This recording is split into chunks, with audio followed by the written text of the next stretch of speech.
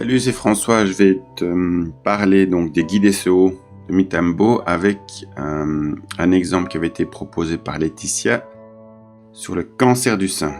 Donc voici l'article qu'elle propose. Donc ça s'appelle Cancer du sein. On peut déjà voir que le titre précédent devait comprendre plus de mots, tumeur maligne, qui a été sans doute réadapté. Donc cancer du sein, on va trouver tout savoir. Une petite introduction, les grands types de cancer du sein avec une liste des types, les causes et facteurs de risque, comment savoir diagnostic, une petite checklist. Donc on a comme ça différents éléments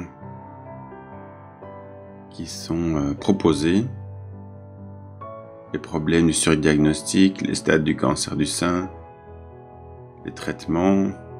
Donc il y a toute une série de chapitres et on termine par un call action avec acheter le livre ou le télécharger en mode digital.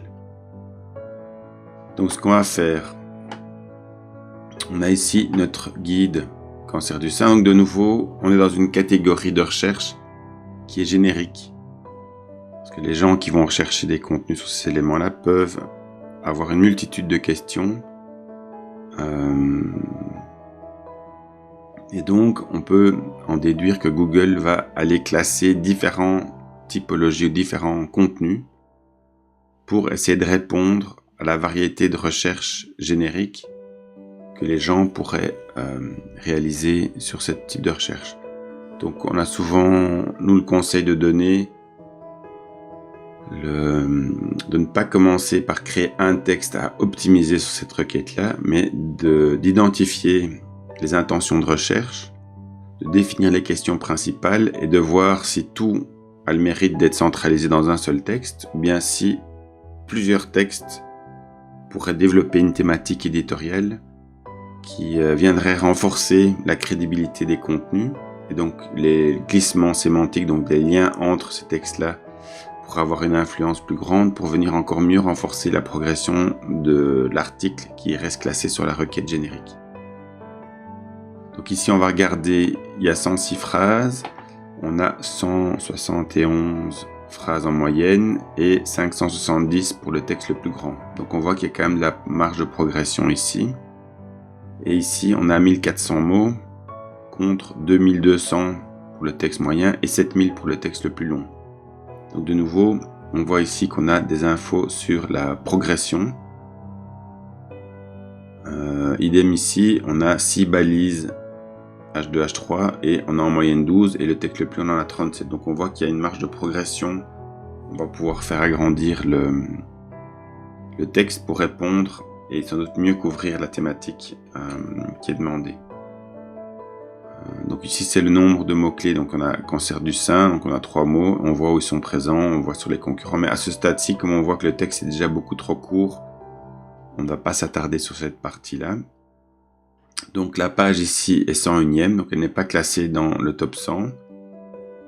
Donc il peut y avoir plusieurs raisons, c'est pas uniquement que la raison sémantique. On peut avoir un texte qui sémantiquement répond aux typologies de contenu qui sont proposées sur le classement, mais qui n'ont par exemple pas forcément une autorité interne. Donc ce que j'expliquais juste avant, il n'y a peut-être pas une thématique de page qui est suffisamment bien développée avec des questions ou des sujets périphériques qui structurent la thématique, alors qu'on peut imaginer que dans ce cas-ci, par exemple cancer.be ou la Ligue du cancer, la Fondation pour le cancer, sont des sites qui vont développer ces thématiques de façon plus importante. Idem pour différents types de contenus qui peuvent être des forums ou des publications thématiques.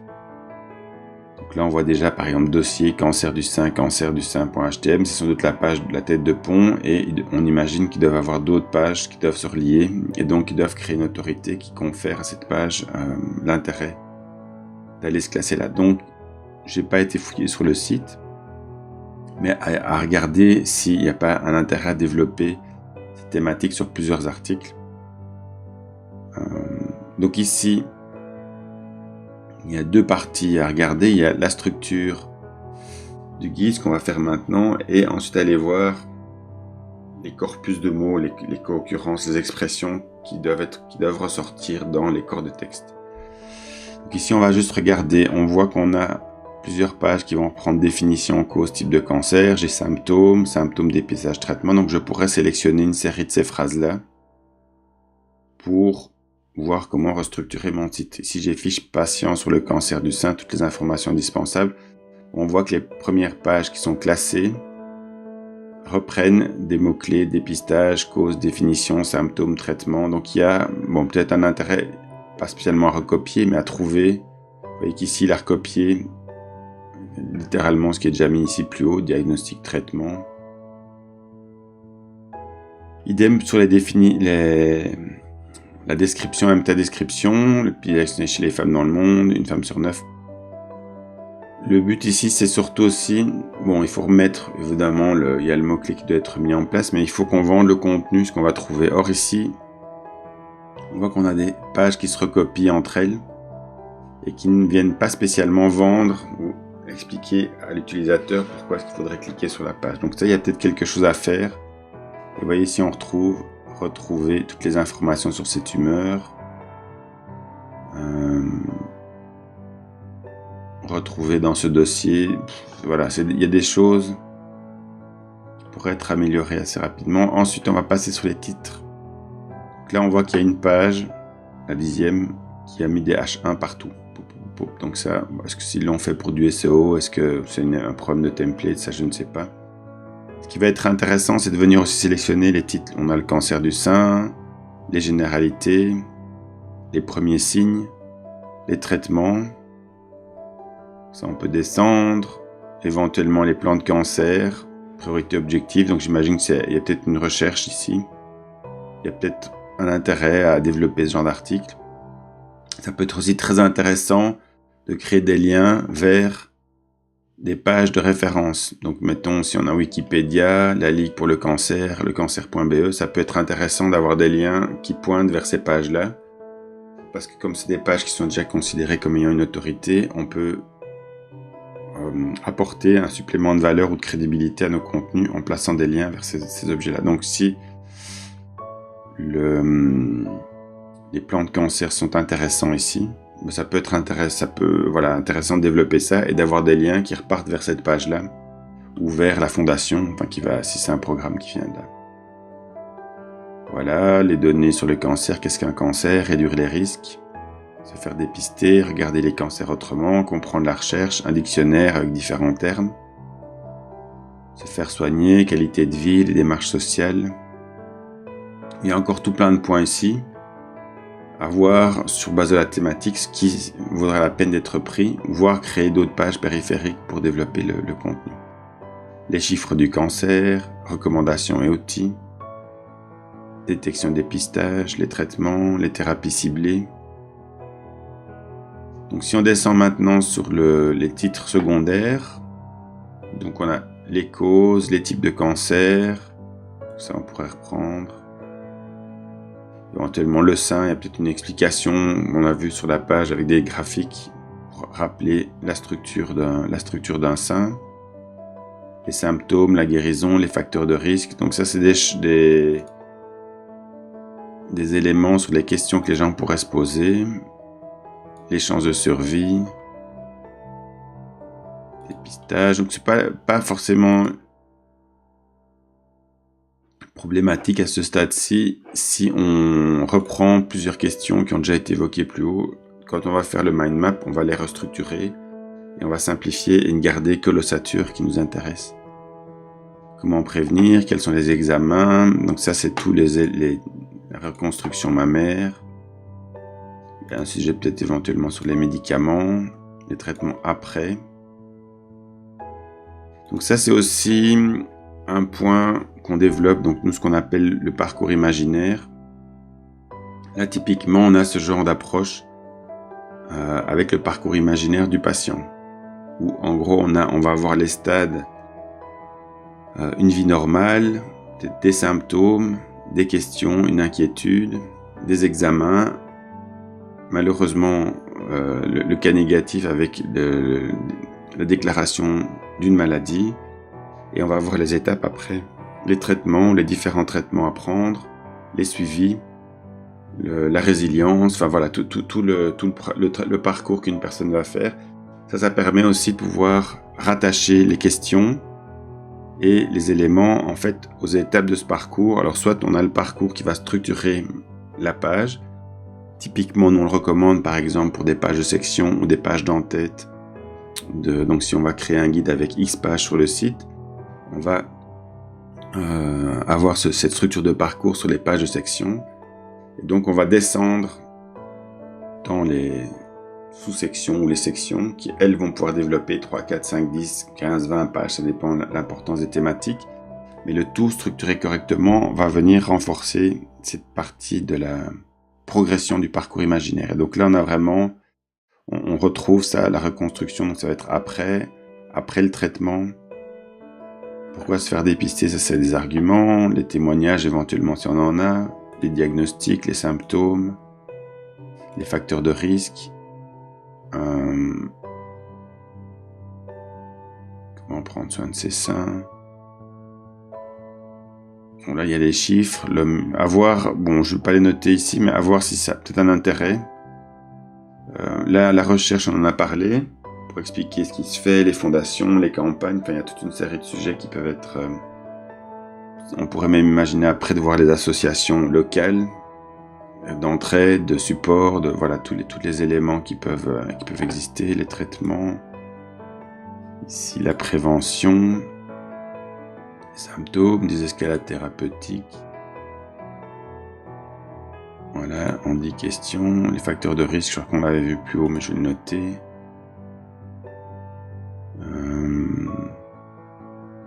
Différents types de cancers, ça je l'ai noté, la clinique du sein. Je soutiens, suivez la fondation, voilà.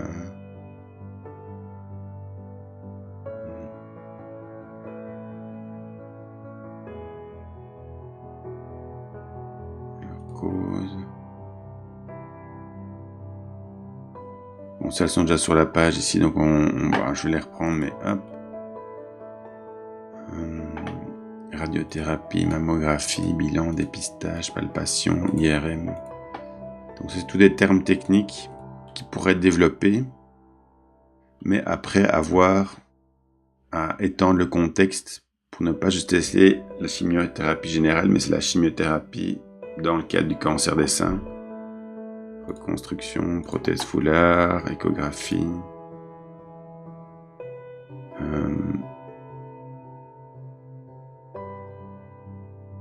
La récidive.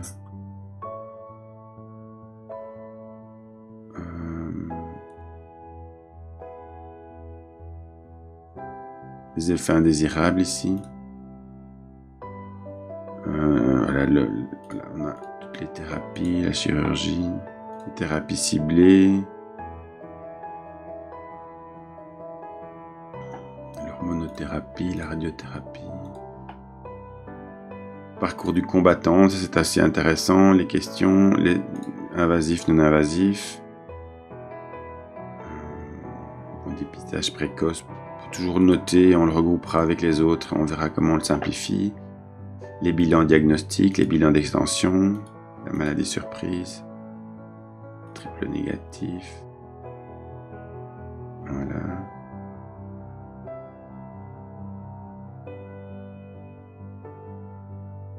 Donc c'est des choses qu'on a déjà vues plus haut, mais on va les simplifier. Mammographie variante. Les cancers sporadiques, les cancers familiaux. Le surdiagnostic, ça on voit que ça revient à chaque fois. Enfin en tout cas souvent. Thermographie. Cancer inflammatoire, pourquoi pas. Histologique moléculaire, stratégie thérapeutique.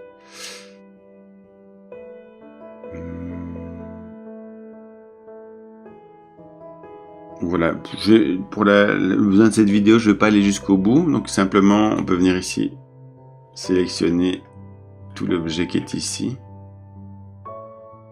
et on va pouvoir récupérer le texte qui est ici. Et donc, avec un éditeur de texte. Ici, je vous montre Freeplane qui est un outil gratuit. Donc, cancer du sein. Je vais venir coller le texte brut. Et là, on va commencer le travail pour restructurer mon guide thématique. Donc là, j'ai la fondation. Ici, on s'en donc ici. On va simplement reprendre ici. Ça, j'en ai pas besoin. Les premiers signes. Ici, on a généralité. Quels sont les premiers signes? Les traitements, les plans. Ça pourrait être la recherche, les données sur le cancer. Il y avait une définition plus bas. Les démarches, qualité de vie. Un dictionnaire qui pourrait éventuellement aller avec une définition. On va le monter en haut ici. On va toujours mettre ça là. Le traitement. Voilà, qu'est-ce qu'un cancer? Éventuellement le dictionnaire qui peut aller avec. Cancer du sein. Alors, traitement. Dépisté. On va voir ici. Comprendre la recherche. Réduire les risques. Regarder les cancers. Se faire soigner. Ça, on peut venir. Donc la définition. Qualité de vie. Recommandation. Alors, facteur de risque et de protection. Ça peut être ici. Les traitements. Les thérapies ciblées. Parcours de soins des patients. Ça, on peut le mettre par exemple ici. Les points clés, donc ça, on peut le mettre ici.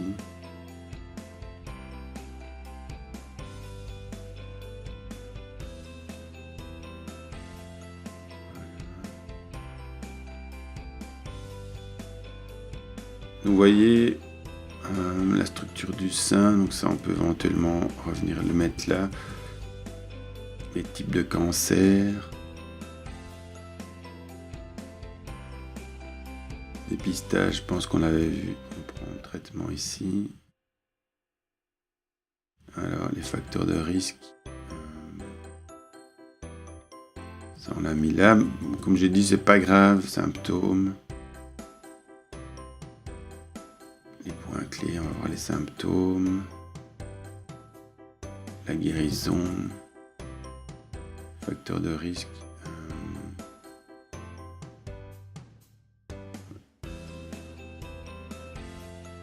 Quelles sont les chances de survie?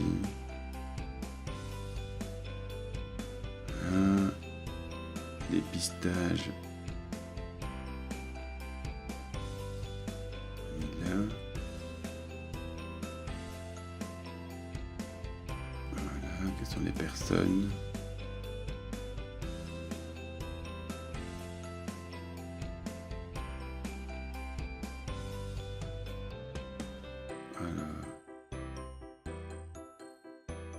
Ça c'est après, les médicaments,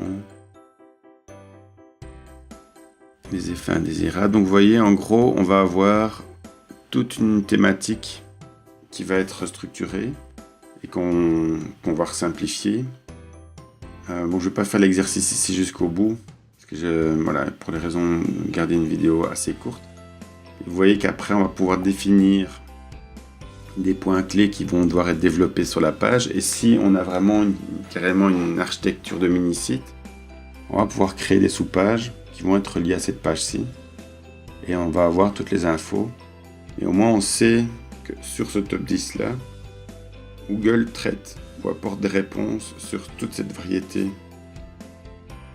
de questions. Donc si les gens, voilà, à voir comment on peut reformuler des questions pour développer ça sur le corps de la page. Et donc voilà. Il y a beaucoup de choses redondantes. Ouais, on a les effets indésirables ici. Il y a toute une série d'infos sur les thérapies. Les types de thérapies qui sont là. Les traitements. les bilans. Donc ça, les questions, voilà, les 10 questions. Ça, c'est des éléments aussi peut-être de recherche rapide ou d'éléments de partage pour les réseaux sociaux. Les surdiagnostics, donc voilà, il y a les différentes variations de cancer, sporadiques, familiaux, inflammatoires. Donc il y a encore 3-4 autres thématiques qui peuvent être développées ici et qu'on peut, voilà, qui vont facilement pouvoir aider à développer le contenu de la page et certainement dans ce cas-ci d'autres pages périphériques qui vont développer cette thématique. Voilà. Si vous avez des questions, comme toujours, n'hésitez pas.